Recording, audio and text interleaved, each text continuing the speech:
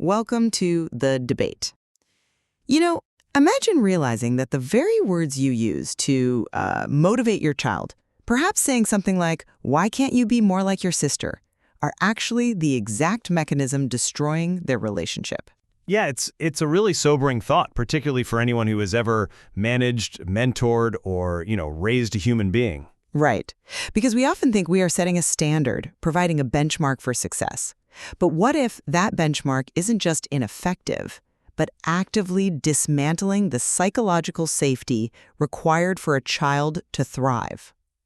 Well, we are conditioned to measure and compare. We do it in corporate environments, we do it in academia, and instinctively we bring that exact same evaluative gaze right into the living room. Exactly.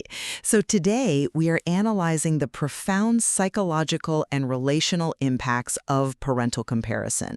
Specifically, we're looking at the foundational mechanics of why this practice is so uniformly destructive to a child's self-esteem and family dynamics. And the core of our disagreement today really centers on the nature of that destruction. Like, are we looking at an intellectual mistake, a failure to understand how children develop, or are we looking at an emotional betrayal that fundamentally alters the child's survival instincts? Right. And I represent the perspective that parental comparison is fundamentally a structural and cognitive error. It is what we might call a standardized psychometric fallacy.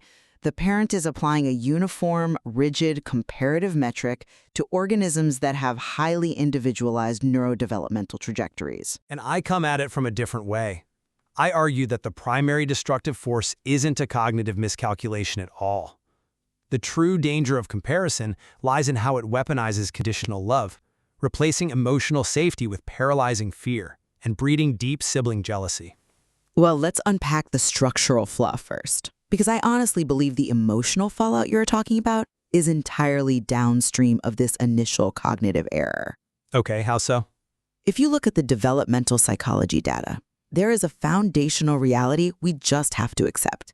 Every single child possesses a completely unique neurological map. Right. They have different processing speeds, distinct aptitudes, and entirely individualized pathways for mastering a skill. So, the error occurs when a parent looks at two distinct biological realities and tries to measure them with a single ruler. See, you're treating the family unit like an engineering problem. I mean, I agree that children have different processing speeds, but describing this as a cognitive error by the parent completely sterilizes the trauma actually occurring in the home. It isn't sterilizing it. It is identifying the root cause. Think about it like this. If you have a mechanical grandfather clock and, say, a digital smartwatch, they operate on completely different internal mechanisms to achieve a result, right? Sure. If you decide the digital watch is the correct baseline, and you try to force the pendulum of the grandfather clock to swing at the millisecond rate of a quartz crystal, you are going to literally break the clock. Yes, but a child isn't a clock. But the mechanism of failure is the same. The parent is measuring a child against an impossible and, frankly, scientifically invalid standard of perfection. When a child internalizes that they are continually failing to meet a standard that was never calibrated to their specific biology to begin with, of course they develop a fear of failure. It's the logical outcome of a rigged game. I'm sorry, but I just don't buy that. Let me tell you why. I see the logic, but you are assuming the child's primary distress comes from feeling out of sync with a metric. The human nervous system does not operate like a clock. I mean, obviously not literally, but the distinction matters. The fear of failure we see in these environments isn't born from a mathematical mismatch in expectations. It is born from the constant looming presence of judgment. The literature explicitly states that children become afraid because they always feel judged. But what is that judgment based on, if not the failure to meet the parent's mismatched metric? It is based on the threat of abandonment. Look, when you evaluate a child against their sibling, you aren't just saying, oh, your processing speed is slower. You are signaling to their amygdala, the fear center of their brain, that your approval, your warmth, and your protection are conditional. That's a huge leap, though. It isn't a leap for the child. For a child, parental attachment is literal survival. If you're listening to this and you're a parent, you might think you are just encouraging your son to read as fast as his daughter. But the child hears, if I cannot perform like she does, I lose my parents' love. Hmm. The fear of making mistakes happens because the emotional stakes are life and death in the mind of a child. It is the weight of a constant parental surveillance state, not some structural fallacy, that paralyzes them. Okay, but we can't ignore how that surveillance state is constructed. The surveillance only exists because the parent has a fundamental misunderstanding of human development. I disagree. Hear me out. If a parent truly internalized the concept of asynchronous development, the fact that a child might be profoundly advanced in verbal reasoning but severely delayed in emotional regulation, they wouldn't apply the uniform metric in the first place. Yeah, but The judgment you are talking about evaporates the moment the parent corrects their cognitive framework and accepts the reality of individualized trajectories. I have to stop you there, because the clinical observations completely contradict that. Even if a parent intellectually understands asynchronous development, the evaluative gaze can still be toxic. How?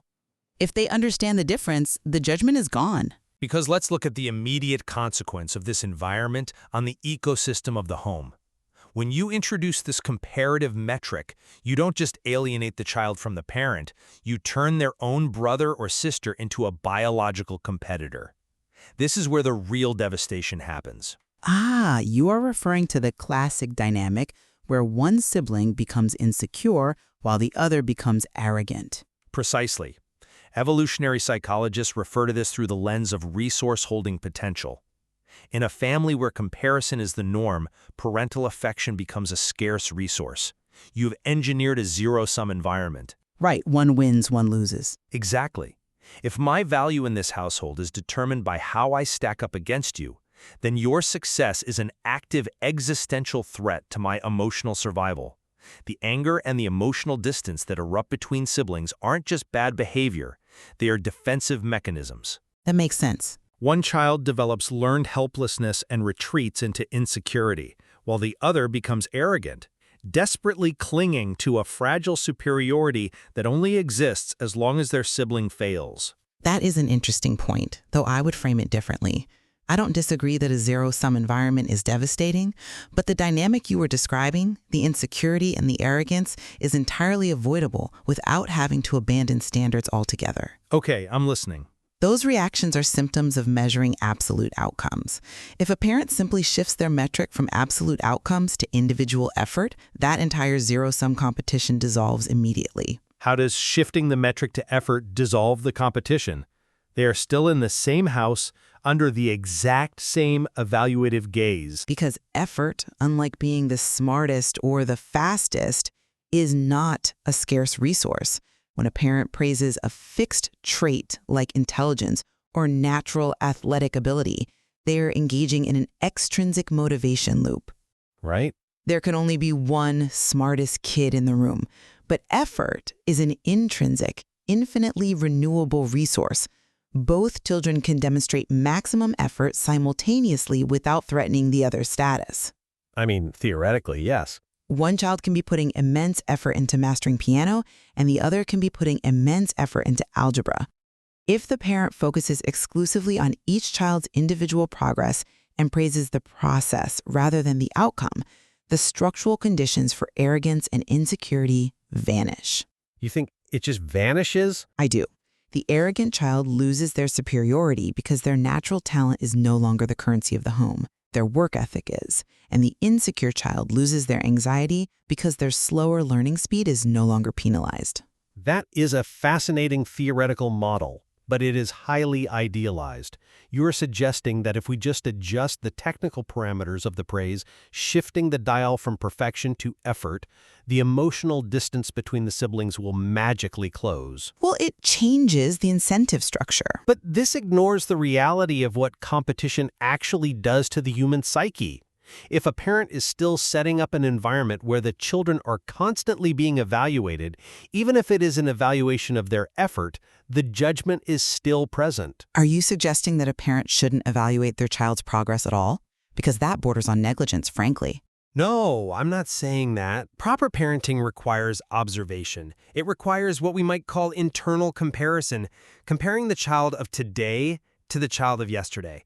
How else do you identify developmental delays or know when to provide deeper challenges? Tracking developmental progress is necessary, yes, But merely shifting the vocabulary from outcomes to progress is entirely insufficient if the underlying emotional climate doesn't change. But the climate does change if you focus on progress. Not necessarily. You can weaponize the tracking of progress just as easily as you can weaponize the tracking of perfection. A parent can say, look at how much progress your brother has made in regulating his temper compared to last week. Ah. Ostensibly, that is praising progress, right? Practically, it is a newly disguised form of comparison that still triggers the exact same fight or flight response in the sibling. Okay, I will concede that the language of progress can be misused if the parent's intent is still secretly competitive. But the solution isn't to abandon the tracking of progress. It is to fundamentally respect the individuality of the child while doing so. Which requires emotional safety. Yes, but if you truly see each child for their distinct personality and unique strengths, you validate their reality, you give them a locus of control. They cannot control their underlying neurobiology, but they can control their effort. By highlighting that effort, you are building robust, resilient confidence. You are preparing them for a real world that absolutely will measure them. And that is exactly where our philosophies diverge. The goal of the family home is not to replicate the harsh, evaluative nature of the outside world. It is to provide the secure base from which the child can navigate that harshness. Right. But you can't bubble wrap them. It's not bubble wrapping. Unconditional positive regard is what builds resilience. The mandate isn't just to find better, fairer things to measure.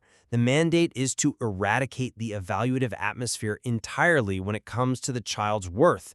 True psychological growth requires an environment where a child doesn't feel like they are perpetually on the witness stand trying to prove their right to exist in the family hierarchy. But let's follow that logic for a second.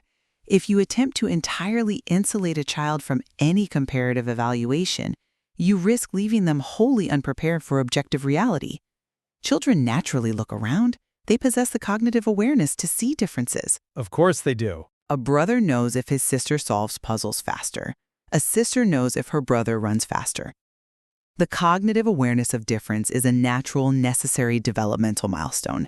The parental failure isn't that they introduce the concept of difference, it is that they fail to properly contextualize it. Contextualize it how? Well, if you don't teach a child how to process those objective differences by focusing on individualized progress, their natural observations will mutate into insecurity anyway. I am not arguing for a delusion of equality, where we pretend differences don't exist. As you said, a child has eyes. They know who is faster or taller. But a neutral observation of difference only mutates into insecurity when an adult steps in and attaches moral weight to it. Moral weight. Yes, a sister noticing her brother is taller is a biological fact. A parent saying, "Why can't you eat your vegetables so you can grow tall like your brother?" turns that biological fact into a hierarchy of love. The children don't need to be insulated from reality. They need to be insulated from the feeling that their reality makes them less worthy of affection. You know, we actually find common ground there. The home must be a sanctuary where a child's worth is unquestioned. Where we differ is on the architectural blueprint for that sanctuary. Fair enough. From my perspective, to stop destroying children's confidence, we must cure the cognitive blind spot. We must stop applying flawed, uniform comparative metrics to wildly diverse individuals. The destruction we see in family dynamics is primarily a structural failure to respect distinct neurological pathways and individual learning speeds. Right. By replacing the demand for an impossible, standardized perfection with a tailored focus on personal effort, parents provide the precise, individualized support each child actually needs to build lasting confidence. And from my perspective, while understanding a child's unique developmental timeline is undeniably important, it is merely treating the symptom. The ultimate antidote to the poison of comparison is prioritizing emotional safety. So, eradicating the competition. Exactly. The true destruction lies in how comparison fundamentally alters the child's nervous system, creating a zero-sum game for survival and affection. Eradicating that competitive atmosphere and ensuring that every child feels unconditionally valued without the looming shadow of constant parental judgment is the only way to protect their baseline confidence and preserve the bond between siblings. What is fascinating about this debate is that while we disagree on the primary mechanism, whether the damage originates in a cognitive denial of individuality or an emotional threat to attachment, the empirical outcome is identical. Comparison does not motivate, it destroys. Absolutely. It forces anyone listening to profoundly evaluate what it actually means to value a child. It asks us to look closely at our own interactions and question whether our homes are truly secure environments of understanding or if they are merely arenas of subtle competition masked as encouragement. Which brings us back to our opening thought. If you take a standard measuring tape into the living room, you can absolutely measure a child's height, but you cannot measure their worth. Well said. And the moment you try to use that same tape measure to see how one child stacks up against another, you aren't building a foundation for success. You are simply measuring the exact depth of the psychological fractures you are creating. We invite you to reflect on the metrics used in your own environment and consider whether they are fostering unique growth or quietly funding a rivalry. Thank you for joining us on the debate, and we will see you next time.